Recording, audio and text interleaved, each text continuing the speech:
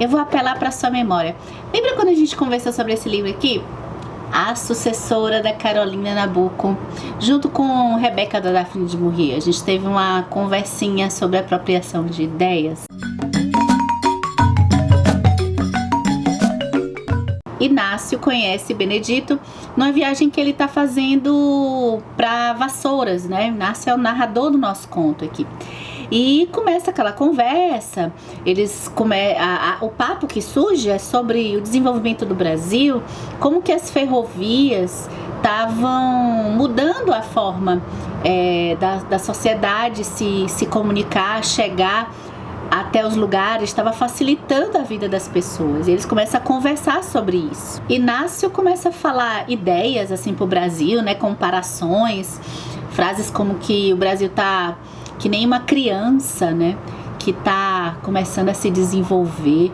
E Benedito fica empolgado com a fala de Inácio. Eu preciso fazer um aviso que essa discussão de hoje, ela tá realmente com os spoilers, tá? Todos os spoilers. Aí, o ideal é que você leia um conto curtinho, que você leia o conto de Machado de Assis e depois venha conversar aqui com a gente. E Benedito vai se apropriar das frases de Inácio. E o interessante nesse conto é como que Benedito no começo ele vai realmente se gostar das ideias de Inácio e vai dizendo, olha, como que você vai repetindo em outros momentos que eles se encontram, né, como que você falava, Inácio. O Brasil vai se desenvolver, é igual a uma criança. Até que no próximo momento ele já está dizendo, olha, como nós falávamos, Inácio. Nós que falávamos que o Brasil é que nem uma criança e E até que chega um ponto que Benedito vai para a política. Ele ficou tão empolgado pelas ideias de Inácio que ele vai aplicar essas ideias, sim, para o país. E ele chega no ponto de dizer, olha, como eu sempre disse a um amigo meu, eu penso que o Brasil é que nem uma criança e blá blá blá. O Alfredo Gustavo Pujol, ele foi um advogado, político, crítico literário, né? Ele vai dividir os contos do Machado de Assis em duas categorias, né? Contos que vão expressar, vão relatar a realidade exterior, como se fosse uma observação da realidade exterior, e outro que seria a observação dos protagonistas sob o ponto de vista psicológico. Ou seja, os protagonistas vão ter a sua personalidade assim dissecada no conto, né? Esse conto, para mim, leitora comum, eu não estudo, tá?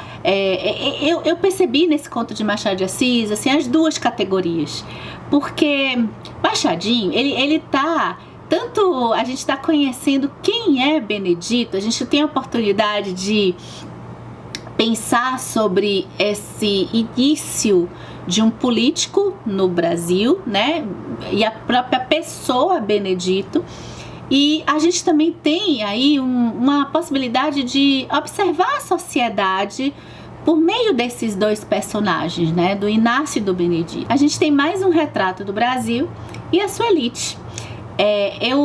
Eu acho esse conto assim, como que as coisas parece que vão na contramão, porque enquanto o Brasil está se desenvolvendo, a gente tem as ferrovias e o desenvolvimento do país. Por outro lado, esses dois personagens, especialmente o Benedito, ou seja, como a sociedade ela está evoluindo, ela está se desenvolvendo assim como está se desenvolvendo o país. O crescimento econômico e a facilidade de locomoção está sendo também algo que está ajudando as pessoas, que está fazendo as pessoas evoluírem de certa forma. Tem um livro que, apesar de um pouco denso, explica um pouquinho sobre a burguesia aqui no Brasil, que é do sociólogo brasileiro Florestan Fernandes. Ele se chama A Revolução Burguesa no Brasil, ensaio de interpretação sociológica. Aqui nesse livro, uma das coisas que eu pude aprender, até relembrar um pouco, porque eu tive uns professores de história que já tinham passado essa abordagem, foi como que Esses períodos de transição aqui no Brasil, então, aqui no livro Florestan, ele vai falar desde a transição da independência, lá de 1822, como também a transição da República, né, da Proclamação, em 1889, e como que a nossa sociedade, ela conseguiu mudar modelos econômicos, né? Ela muda, no caso, por exemplo, da independência, dessa não obrigação de fazer a economia simplesmente passar por aqui, né? Não atendia aos interesses da burguesia que estava se ascendendo, né? Então a economia passava por aqui e era toda... ia lá para Portugal, né? E como que essas mudanças, no caso da parte econômica, só o que mudou socialmente nada, né? Diferente de outros países que se constituíram assim numa revolução diferenciada propriamente dita, de que a burguesia toma o poder e muda as estruturas sociais.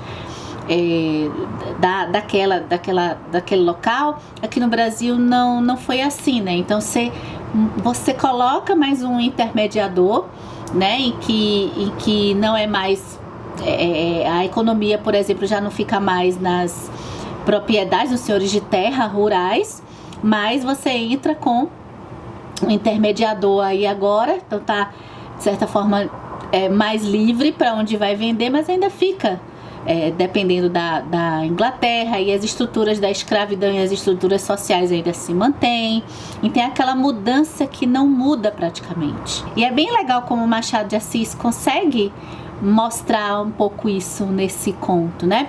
Eu cheguei nesse livro aqui por conta de um vídeo que eu vou deixar aqui no box de descrições, que eu sou apaixonada, acho que eu já assisti esse vídeo assim umas 4 vezes ou até mais, que é um vídeo do cientista social. Ele é especializado assim, em antropologia, então tem diversos vídeos dele depois para vocês assistirem sobre a origem do Natal, a questão do consumo.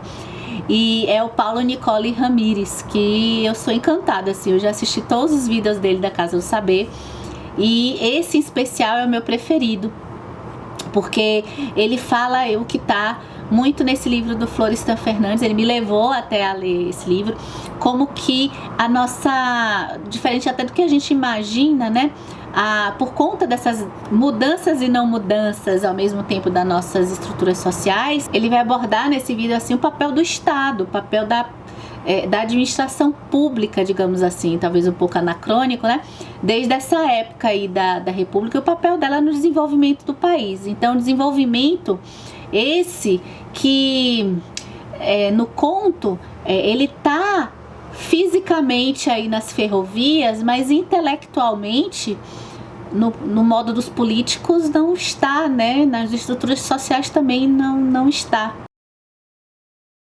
Eu li um artigo de uma pesquisadora do Machado de Assis, que é a Adriana Teles, e que ela analisa o diálogo inicial ali do Benedito e do Inácio, quando Inácio profere as frases de impacto dele, o Benedito comenta, uma frase bela e justa. Ela coloca uma possível interpretação de que como que ele primeiro fala o bela, porque uma frase de impacto para ele soa muito mais bonita, e logo em seguida é o justa, né? O bela vem primeiro, que talvez aí na nossa política a gente tenha aí permeia as frases de impacto, as frases belas, até utópicas, mas são realmente as frases mais importantes? Vamos falar um pouquinho sobre o plágio, né? Eu gosto muito do livro da Maria Homem, que foi a tese de dissertação do doutorado dela, a tese de doutorado dela, em que se chama No Limiar do Silêncio e da Letra. Ela estudou a Clarice Lispector, os silêncios dos diálogos, os silêncios na obra de Clarice Lispector, né?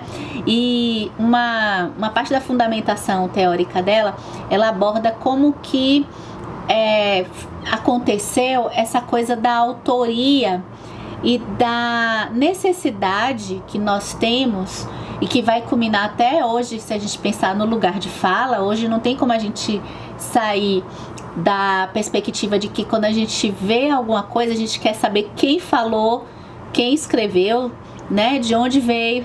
A gente precisa um pouco disso, mas na antiguidade, né, na época da Idade Média, em que as histórias, no começo da literatura, em que as histórias eram orais, a gente não se importava, né? A literatura estava dentro dela mesma, as histórias estavam mais focadas nelas, em que não importava de quem contou originalmente aquela história.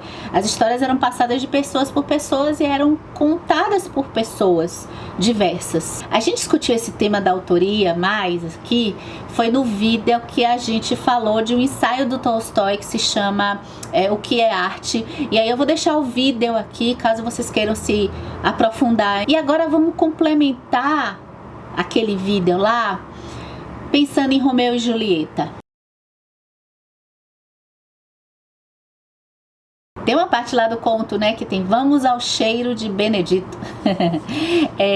Aí eu faço a pergunta aqui pra gente instigar a nossa discussão. O cheiro da rosa vai interferir no cheiro do jardim social? Agora é a hora de você arrasar nos comentários aqui desse vídeo no YouTube. Uma coisa ligada à repetição de ideias na nossa política, na própria administração pública, muitas vezes essa coisa da visão, às vezes um pouco alienada, ou às vezes sem a devida reflexão, a devida discussão, né? Especialmente as decisões políticas que quer um impacto dos eleitores, né, da população. Eu estava assistindo um vídeo do preparador físico Márcio Atala, não sei se vocês conhecem ele, eu vou botar a fotinho. Tem um vídeo, uma entrevista do Márcio Atala sobre saúde, né?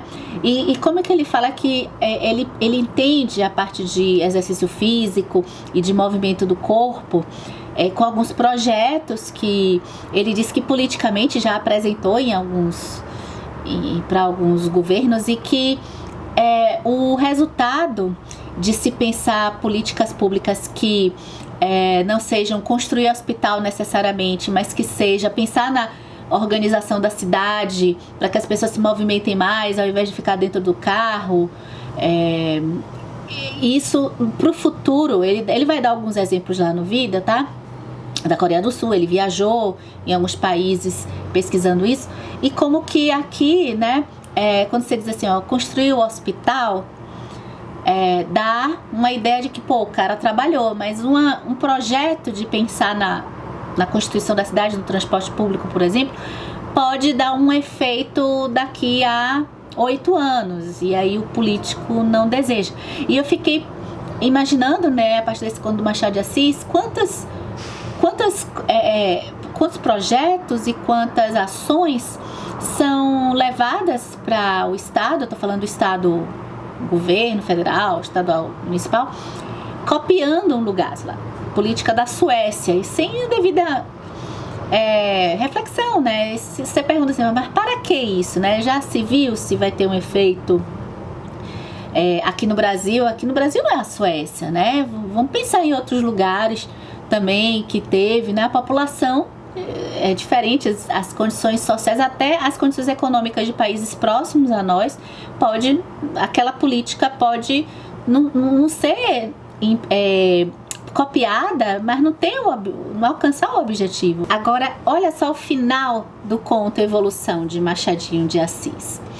Não pude ouvir mais nada e fiquei pensativo. Mais que pensativo, fiquei assombrado, desvairado diante do abismo que a psicologia rasgava aos meus pés. Este homem é sincero, pensei comigo, está persuadido do que escreveu. E fui por aí abaixo até ver se achava a explicação dos trâmites, porque passou aquela recordação da diligência de Vassouras. Achei, perdoe-me se há nisto fatuação, achei ali mais um efeito da lei da evolução, tal como definiu Spencer. Spencer ou Benedito, um deles. Olha só, o que eu mais gosto de Machado de Assis, assim como eu gosto do Dostoiévski, que tem muito isso também, ambivalência. Olha a ambivalência deste homem, né? Porque nosso narrador, que é Inácio, nos traz assim a entender, até com certa ironia, que Benedito, ele não é um homem mau. Assim, ele realmente acreditou que a ideia era dele. Foi um processo que ele está ironicamente falando da evolução, um processo em que o tempo foi passando e ele realmente achava que aquela ideia era dele. Claro que isso não quer dizer que a ação de Benedito seja assim perdoável, né? Porque o mal aí está dentro do quesito da moralidade. Ele, na prática, ele está iniciando um processo político prático, assim. Ele tá com algo que, mesmo ele não tendo a consciência do que ele tá fazendo, aquela coisa, né, esse plágio está errado. E mesmo com a bondade na narrativa toda do Conto da Evolução, que a gente vai ver que Benedito era uma pessoa com todas as boas intenções, eu não vou me esquecer um professor de hermenêutica jurídica que dizia: o inferno está cheio de pessoas com boas intenções, eu não esqueço. Então, mesmo com essa bondade, né, pensando aqui nessa ambivalência, mesmo nessa bondade, aonde isso ia chegar pensando na política brasileira? Então, pra gente fechar esse vídeo, eu fiquei pensando aqui, será que no conto Evolução a gente tem aqui talvez a evolução da classe política brasileira, de como se inicia a política brasileira?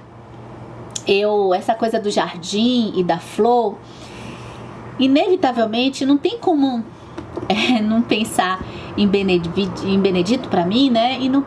E não pensar em um início de algo que realmente se constituiu na classe política brasileira, né? Até hoje, tá aqui, tá nos nossos dias. Então essa palavra evolução pode ser a evolução dos políticos, de como surgem, ou pode ser também, eu gostei de ver também essa interpretação, de uma evolução de como que uma fala pode se transformar, uma fala que a origem é de uma pessoa e a evolução até essa fala ter a sua origem agora deturpada para outra pessoa, a mesma fala. A apropriação da fala de Inácio por Benedito. E o Alfredo Bossi, que é um crítico literário aqui brasileiro, e que eu botei no Google agora, fiquei triste, ele faleceu ano passado, gente. Nossa. Ele comenta, né, ele comenta sobre Machado, estudou, com certeza que ele tem livro de literatura, de teoria literária, né, mas ele fala sobre essa possibilidade dessa evolução, uma evolução que ele fala, né, pode ser uma evolução biológica, então fazendo como o Machado até fala do Spencer, né, essa evolução biológica da raça humana em paralelo com uma evolução de uma apropriação de algo bem sucedido. Ele diz assim, o resultado final chama-se posse. Assim, na história como na natureza, o fato de ser uma ideia, uma frase, uma simples metáfora, o objeto da apropriação apenas refina o projeto de autoconservação. É como se na evolução da espécie, né, se a gente pensar aqui no Darwin, o objetivo da espécie que muda alguma constituição especificamente pode ser a autopreservação. Então, ainda que a gente esteja aqui sob o ponto de vista sociológico e psicológico, inconscientemente talvez o Benedito esteja ali para se afirmar como classe, como pessoa. Gostei dessa interpretação, né? Aprendi. Assim como a gente tá aprendendo aqui nessas discussões dos contos do Machado de Assis. Eu queria saber, eu tô devendo a nossa discussão sobre o relógio de ouro. E tá, ela vai acontecer. Agora nunca mais a gente fez sorteio de contos do Machado de Assis. Eu falei que eu ia passar um tempinho lendo contos pela minha escolha. Mas vamos fazer um sorteio aqui na TBR já. Fiquei com saudade de fazer sorteio dos contos do Machado de Assis. Deixa eu sortear. E eu vou ficar conversando aqui um pouquinho, porque a gente já alcançou 20 contos de discussão aqui. Opa, saiu grudado. Aqui. A gente alcançou 20 contos. E aí eu quero fazer também um vídeo especial. Já lemos Teoria do Medalhão. Vou pegar outro. Ó, já lemos e já conversamos sobre Teoria do Medalhão.